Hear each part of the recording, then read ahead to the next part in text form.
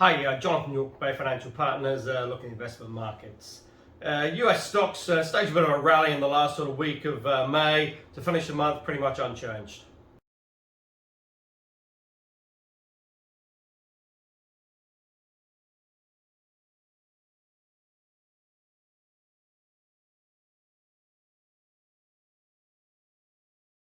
Now that's a pretty reasonable performance given the market was down pretty substantially at the start of the month.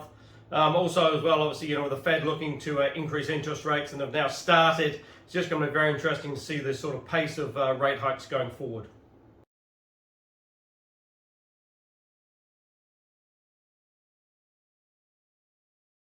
Indeed, some Fed governors have been talked about to sort of taking the Fed funds rate above the sort of neutral rate.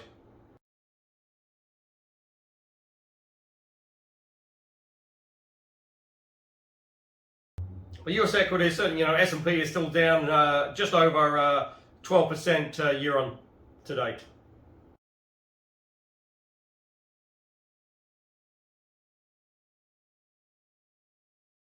So now the next big test for the US market will be the employment data coming out at the end of this week. If that's still pretty robust, you've got a pretty robust economy in the US. And it's just going to be interesting to see how these sort of inflationary pressures start to sort of pan out, especially as you start to get some big numbers falling out of the headline on the year-on-year basis.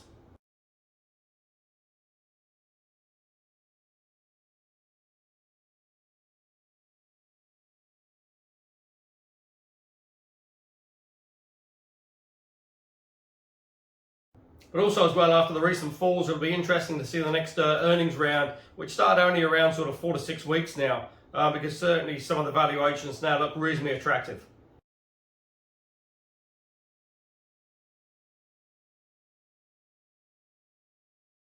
And in the US as well, obviously, you've got the economy reopening, but you've still got, COVID, and you've still got this sort of, fresh sort of virus, monkeypox as well, which is starting to have a little bit of an impact on economic activity.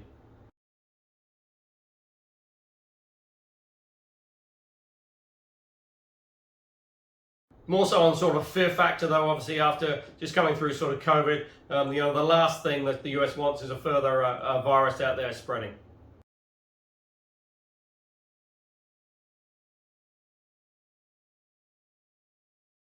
But what is very interesting as well is if you look at the 10-year, that was trading well above 3%. That's now backed off to around sort of 285 and change.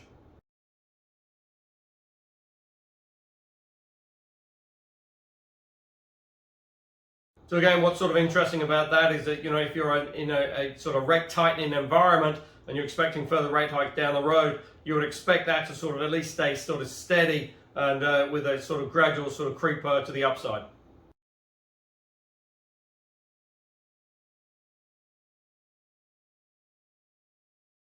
Now, oil's still holding well above that $110 a barrel.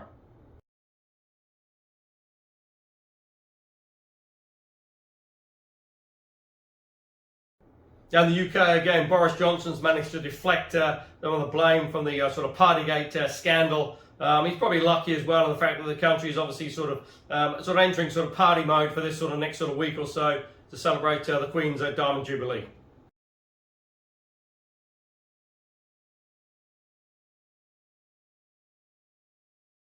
But certainly has been quite ironic because, he's come out in Parliament and said, he accepts full responsibility, but yet hasn't resigned.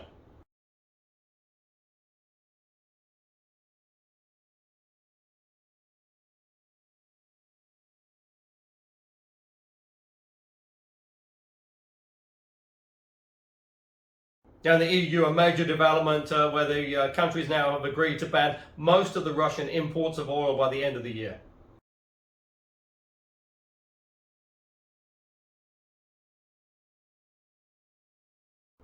Now, that's certainly a pretty major development because the EU takes currently around sort of 35% of its oil comes from Russia.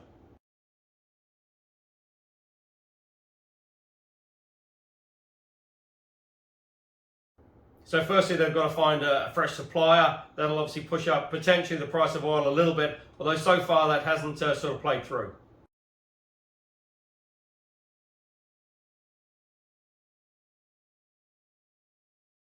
Now that also obviously has a major impact on the Russian sort of finances and its ability to be able to fund the war in Ukraine.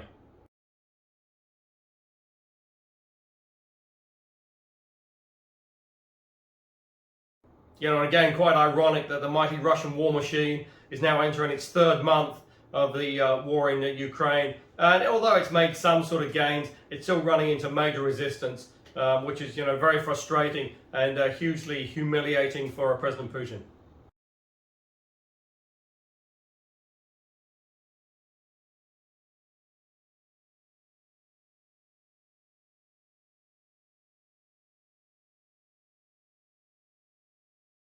But elsewhere in Europe, as we enter the summer months, hopefully, certainly they'll start to see a little bit of a pickup in economic activity. COVID is still rampant in Europe, but at present, most of the countries just seem to be getting on with it.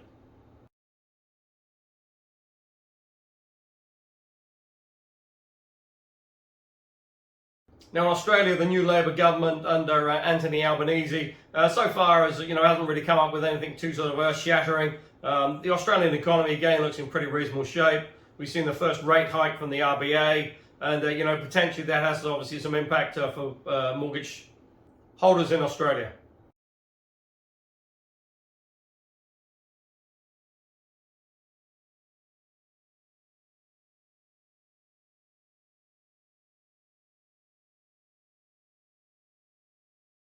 But so far, the inflationary impact hasn't been that as great in Australia as it has in other countries.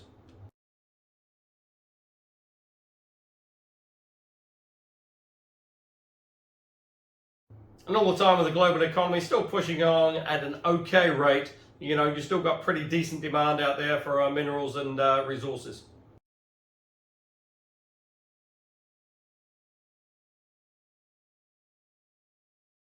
As well, Australia is certainly benefiting from the fact that it did open up its international borders much sooner than New Zealand, and it's seen a reasonable influx of tourists.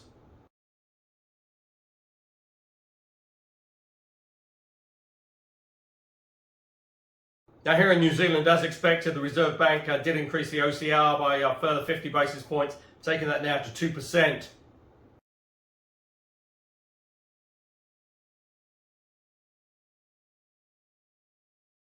And interesting now, forecasting that the peak could be as high as 4% for the OCR.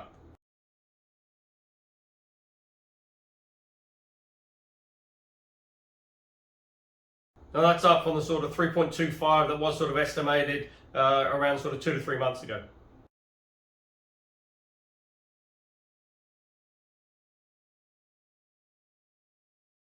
Now that's obviously on the back of really trying to fight this sort of inflationary pressures coming through in the economy.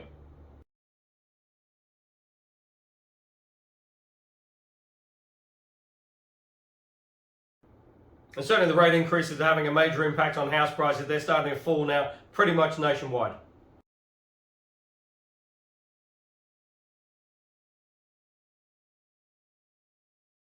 Also had a pretty major impact on the NZX 50. In May, that was down over 5%.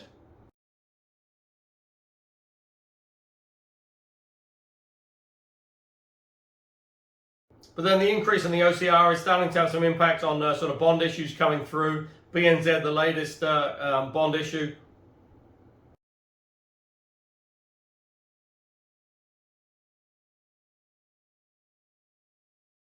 That's got an indicative midpoint of around 4.8% for 5 years.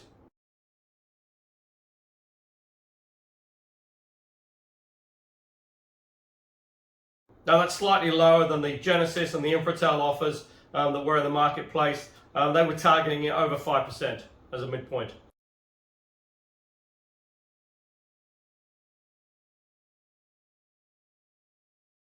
Genesis was 5.5, Infratel was 5.8 as an indicative mid-rate.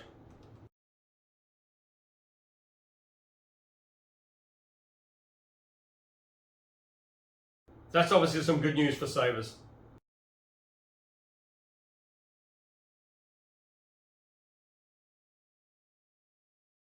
Latest opinion polls, the government's still struggling, that it didn't really get any pop from the budget. And it's just sort of quite interesting. You've got the Prime Minister over in the US, appearing to be sort of, very popular and everything sort of overseas, but certainly domestically and at home, that's not the case.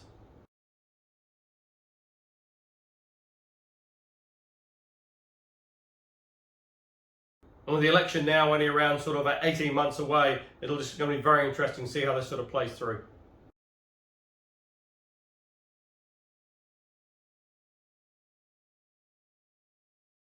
Indeed, the latest opinion polls point to a hung parliament if the election was held tomorrow.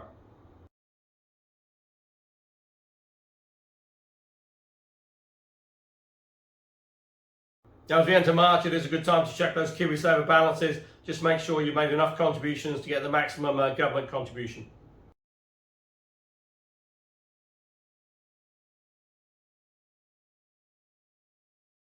And if you are looking for income options, there's plenty of alternatives available out there, plenty of options. Go to the website www.bayfinancialpartners.co.nz for lots of interesting articles, and we look forward to speaking to you soon.